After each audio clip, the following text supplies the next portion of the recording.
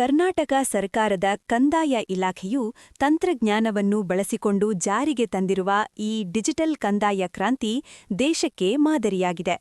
19,000 ಪದಗಳಷ್ಟು ಸುದೀರ್ಘ ಮಾಹಿತಿ ಓದುವುದು ಕಷ್ಟಕರವಾದ್ದರಿಂದ ಈ ಕ್ರಾಂತಿಯ ಪ್ರತಿಯೊಂದು ಆಯಾಮವನ್ನು ಅತ್ಯಂತ ಸಮಗ್ರವಾಗಿ ಮತ್ತು ಆಳವಾಗಿ ಇಲ್ಲಿ ವಿವರಿಸಲಾಗಿದೆ.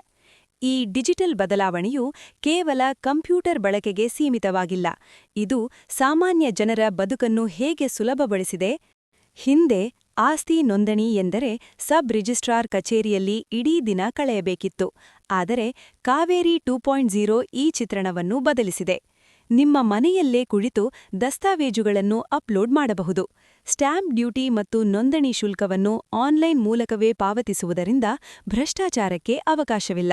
ನೀವು ಮುಂಚಿತವಾಗಿಯೇ ಸ್ಲಾಟ್ ಬುಕ್ ಮಾಡುವುದರಿಂದ ಕಚೇರಿಗೆ ಹೋದ 15-20 ನಿಮಿಷಗಳಲ್ಲಿ ನಿಮ್ಮ ಬೆರಳಚ್ಚು ನೀಡಿ ನೋಂದಣಿ ಪ್ರಕ್ರಿಯೆ ಮುಗಿಸಬಹುದು. ನೋಂದಣಿಯಾದ ನಂತರ ರೈತರಿಗೆ ದೊಡ್ಡ ತಲೆನೋವಾಗಿದ್ದದ್ದೇ ಖಾತೆ ಬದಲಾವಣೆ.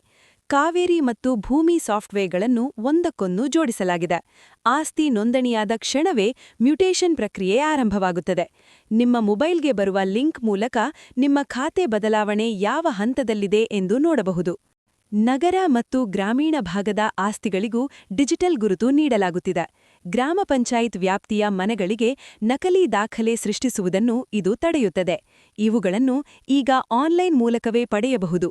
ಇದರಿಂದ ಸಾಲ ಪಡೆಯುವುದು ಸುಲಭವಾಗಿದೆ. ಸರ್ವೆ ಇಲಾಖೆಯಲ್ಲಿ ತಾಂತ್ರಿಕ ಕ್ರಾಂತಿ. ಜಮೀನಿನ ಅಳತೆ ಮತ್ತು ವಿವಾದಗಳಿಗೆ ಪರಿಹಾರ ನೀಡಲು ಸರ್ಕಾರ ಆಧುನಿಕ ತಂತ್ರಜ್ಞಾನ ಬಳಸುತ್ತಿದೆ. ರಾಜ್ಯದ ಪ್ರತಿಯೊಂದು ಗ್ರಾಮದ ಭೂಮಿಯನ್ನು ಡ್ರೋನ್ ಮೂಲಕ ಮ್ಯಾಪ್ ಮಾಡಲಾಗುತ್ತಿದೆ. ಇದು ಇಂಚು ಭೂಮಿಯ ನಿಖರ ಮಾಹಿತಿ ನೀಡುತ್ತದೆ.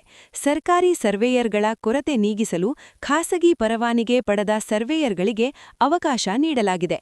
ಇವರನ್ನು ಆನ್ಲೈನ್ ಮೂಲಕವೇ ಬುಕ್ ಮಾಡಬಹುದು.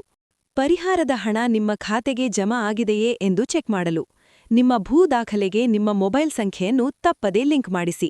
ಇದರಿಂದ ಪ್ರತಿಯೊಂದು ನೋಟಿಸ್ ನಿಮ್ಮ ಫೋನಿಗೆ ಬರುತ್ತದೆ.